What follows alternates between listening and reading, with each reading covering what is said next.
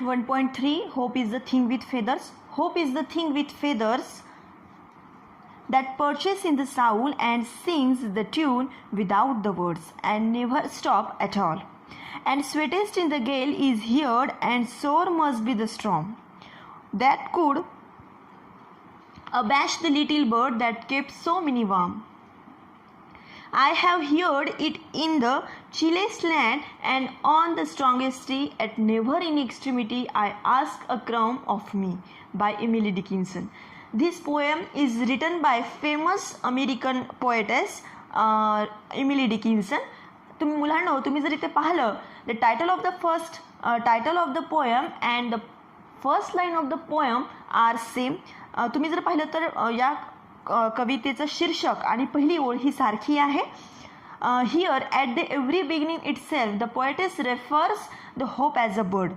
तुम्ही जर पहिली ओळ जर या कवितेची पाहिली तर hope is the thing with feathers म्हणजे आशेला पंख असतात अशी ही जी ओळ आहे. या ओळीमध्ये होप इथे कवयित्रीने जे आपले इमिली डिकिन्सन आहे त्यांनी होपला आशेचं पाखरू असं म्हटलेलं आहे, आशेचं पक्षी असं म्हटलेलं आहे. तर चला आता आपण कवितेचा अर्थ समजून घेऊया. Hope is the thing with feathers that perches in the साऊल. आशेचं जे पाखरू आहे होप बर्ड आहे. त्या होप बर्ड ते कुठे राहतं? Hope is the thing with feathers म्हणजे आशेला पंख असतात. दॅट परचेस इन द साऊल ते कुठे राहते? तर ते आशेचं पाखरू जणू काही प्रत्येकाच्या मनाच्या घरट्यामध्ये राहते. दॅट परचेस इन द साऊल. परचेस म्हणजे काय? रूट्स म्हणजे विसावणे. ते आपल्या इन द साऊल म्हणजे आपल्या मनामध्ये ते विसावते. पहा, hope is the thing with feathers that perches in the साऊल म्हणजे आशेचं जे पाखरू आहे ते आपल्या आतमध्ये मनामध्ये विसावत असते. Hope is the thing with feathers that seat in our साऊल. आता पहा तिसरी ओळ काय आहे?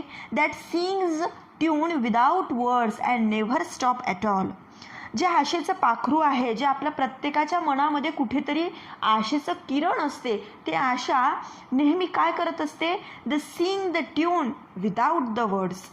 ती नेहमी गाणे गुणगणत असते. पण कसं गाणं? जे शब्दांच्या विना आहे, without the words and never stop at all. आणि ती कधीही थांबत नाही. आपण पहा, कितीही एखाद्या संकटात असू किंवा एखाद्या समस्येमध्ये आपण अटकलेलं असू तेव्हा मनात कुठेतरी ते आशेचं किरण असतं आणि ते आशेचं किरण आपल्याला नेहमी बजावत असतं की असं करून पहा, कदाचित तुमचं चांगलं होईल किंवा हा तुमच्या प्रश्नाचं उत्तर आहे. तेच हे आशे, तेच हे बर्ड्स ज्याला कवित्रीने ज्या होपला, ज्या आशेला बर्ड म्हटलेलं आहे. आणि किती सुंदर पहिला स्टांजा म्हटलेला आहे. मी पुन्हा ते स्टांजा म्हणते ऐका. Hope is the thing with feather that perches in the soul and sing the tune without the word that and never stop at all. Second stanza. And the sweetest in the gale is heard, and sore must be storm that could abash the little bird that kept so many warm. म्हणजे काय? कोणतेही भयानक वादळ. गेल म्हणजे काय होतं की toughest time in A life, आपल्या जीवनामध्ये आलेला कठीण काळ. कितीही भयानक वादळ येऊ, ते आशेचं पाखरू नेहमी गोड गाणं गातच असतं. माणसाच्या मनामध्ये नेहमी आशेची भावना ही संकट समयी आपल्याला दिलासा देत असते. एखादी आपल्या जीवनात समस्या आली तर ती समस्या सोडवताना आपल्या मनातून कुठेतरी एक आशेचं किरण निघते आणि तो रस्ता दाखवते की या समस्येवर हे कदाचित उत्तर असेल. आपल्याला उभं राहण्यासाठी हे आशेचं किरण बळ देत असते. That could abash the little bird that kept so many warm म्हणजे अनेकांना ऊब देणाऱ्या या पाखराला जे होप आहे, जे लिटिल बर्ड आहे, हे केवळ एखादं महाभयंकर वादळच याला अस्वस्थ करू शकतं. त्याच्याशिवाय याला कोणीही अस्वस्थ करू शकत नाही. I have heard it in the chillest land and on the strongest sea, at never it in extremity it asks a crumb of me. म्हणजे काय? I have heard it in the chillest land. Chillest land means difficulties and problems.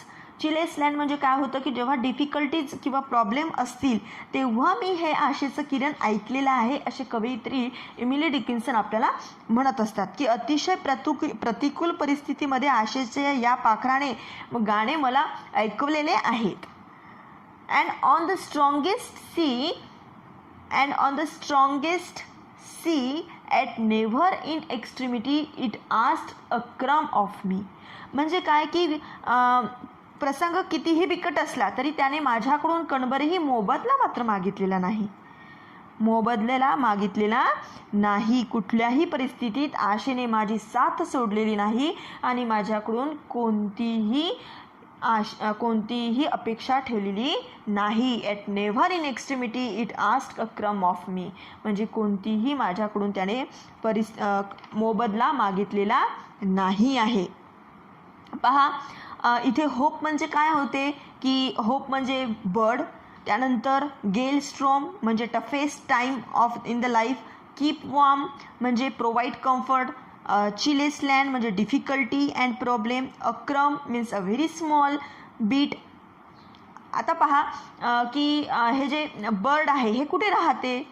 The hope bird is sitting in the soul. मग ते नेहमी काय गात असतं? Singing the bird of singing the tune without the words, आणि ते कधीही थांबत नाही. त्यानंतर आपण पाहिलं की its song is the sweetest at the time of storm. त्यानंतर पाहिलं की poetess has heard the bird's song in the most difficult circumstances.